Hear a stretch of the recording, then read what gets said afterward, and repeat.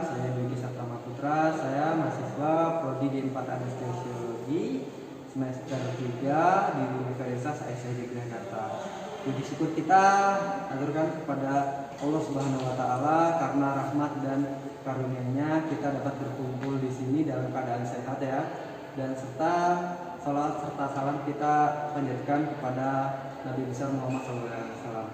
Pada kesempatan kali ini saya akan menjelaskan apa sih itu DBD sebelumnya. Apakah ada yang tahu dulu bapak-bapak?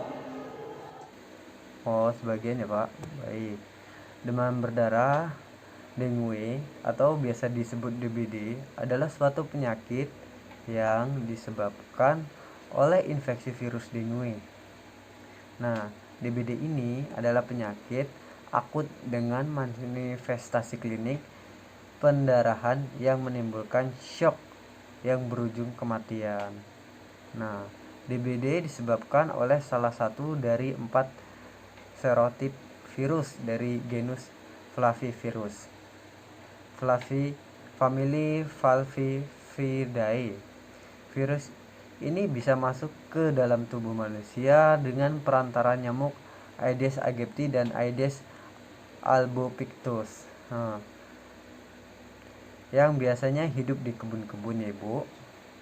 Nah, kedua jenis nyamuk ini terdapat di hampir seluruh pelosok Indonesia, kecuali di tempat-tempat ketinggian lebih dari 1000 meter di atas permukaan laut. Nah, hampir setiap tahun terjadi kejadian luar biasa akibat serangan nyamuk tersebut yang mengakibatkan terjadinya demam berdarah di beberapa daerah pada musim penghujan terutama. Nah, penyakit ini masih menjadi masalah kesehatan masyarakat dan endemis di sebagian kabupaten atau kota di Indonesia, termasuk di kabupaten ini ya Bu. Nah, penyakit demam berdarah dengue dapat menyerang semua golongan umur, enggak itu bayi, enggak itu remaja maupun dewasa. Nah, sampai saat ini penyakit demam berdarah dengue lebih banyak menyerang anak-anak, tetapi dalam 1 dekade terakhir terlihat adanya kecenderungan kenaikan proporsi penderita demam berdarah dengue pada orang dewasa. Nah, biasanya aktivitas nyamuk ini dimulai pada pagi sampai petang hari ya bapak-bapak, ibu-ibu. Nah, dengan puncak antara aktivitas dari jam 9 pagi sampai 10 pagi dan pukul 4 sore sampai pukul 5 sore. Nah, apa sih tempat berkembang biaknya nyamuk itu di mana begitu? Nah, tempat berkembang biaknya nyamuk itu satu, penampungan air untuk keperluan sehari-hari seperti drum, tangki, bak mandi, dan ember. Itu bisa menjadi sarang nyamuk. Yang kedua yaitu genangan air yang alamiah seperti lubang batu, tempurung kelapa, dan potongan bambu. Yang ketiga itu genangan yang bukan keperluan sehari-hari seperti barang-barang bekas, vas bunga, dan minum burung. Itu bisa menyebabkan terjadinya tempat produksi atau berkembang biaknya nyamuk tersebut. Selanjutnya yaitu cara penularan dari nyamuk ini atau DBD ini ya Bu ya. Terdapat 3 faktor yang memegang peranan dalam penularan infeksi virus dengue, yaitu manusia, virus, dan faktor perantara. Virus dengue ditularkan kepada manusia melalui nyamuk Aedes aegypti, seperti saya sebutkan tadi ya Bu. Nah, Aedes albopictus, nah itu salah satunya. Nah, nyamuk Aedes ini mengandung virus dengue pada saat menggigit manusia yang sedang mengalami seperti demam atau malaria begitu ya Bu ya. Nah, kemudian virus yang berada di kelenjar liur berkembang biak dalam waktu 8 sampai 10 hari sebelum dapat ditularkan kembali kepada manusia. Jadi nyamuk yang sudah menghisap seseorang yang sedang sakit itu dapat menularkan ke orang yang sehat melalui gigitannya tersebut. Seperti itu ya Bu ya. Nah, selanjutnya cara pencegahannya. Cara pencegahannya itu terbagi menjadi dua, yaitu faktor lingkungan terutama. Nah, pencegahannya itu kuraslah bak mandi atau penampungan air minimal seminggu sekali begitu Bu, untuk mengurangi kotoran-kotoran atau seperti telur-telur yang terdapat pada bak mandi tersebut. Yang kedua itu menutup. Apa fungsinya menutup?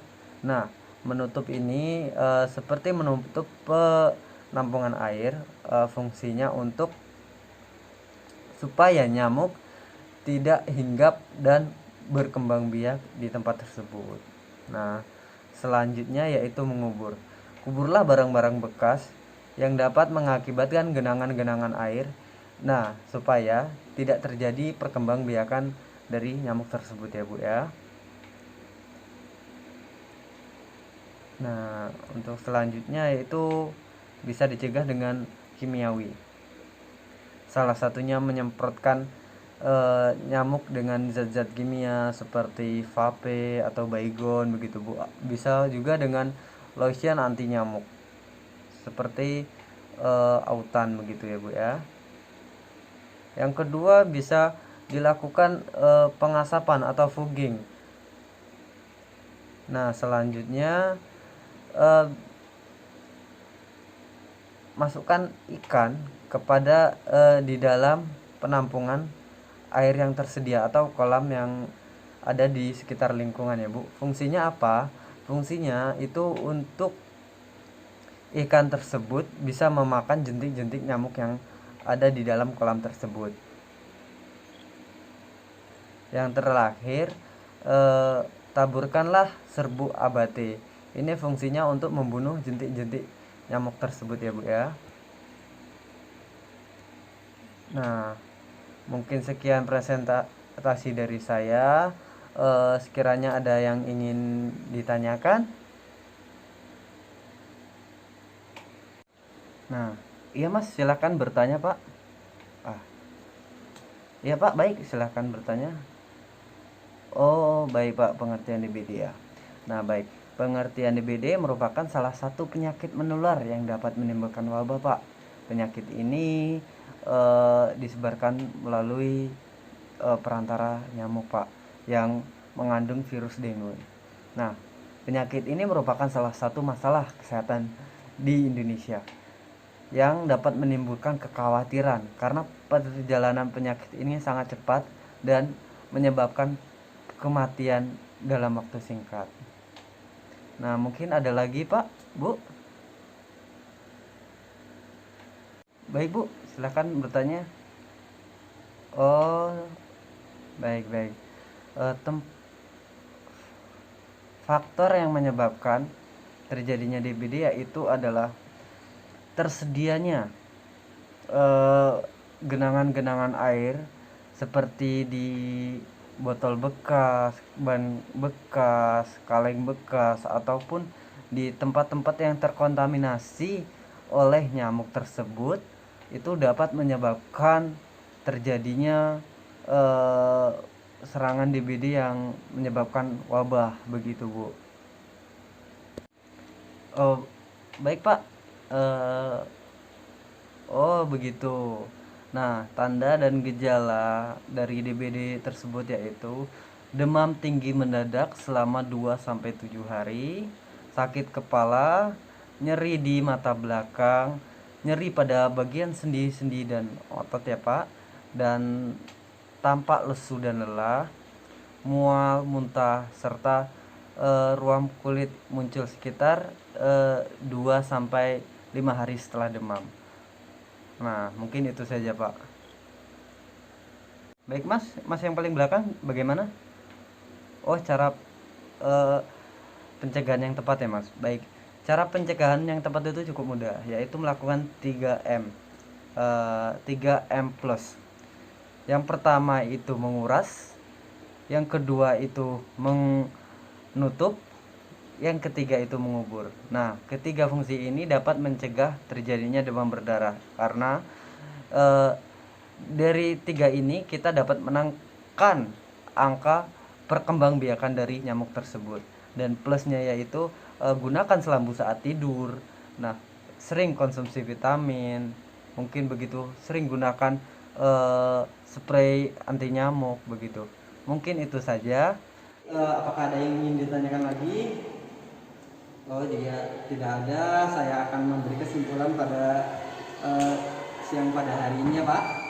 Kesimpulannya yaitu demam berdarah dapat dicegah dengan 3M, yaitu mengubur, menguras, serta menutup. Nah, plusnya itu seperti memakai selambu ataupun memakai lotion anti nyamuk seperti itu ya. Mungkin sekian saja dari saya, kurang lebihnya saya mohon maaf. Wassalamualaikum warahmatullahi wabarakatuh.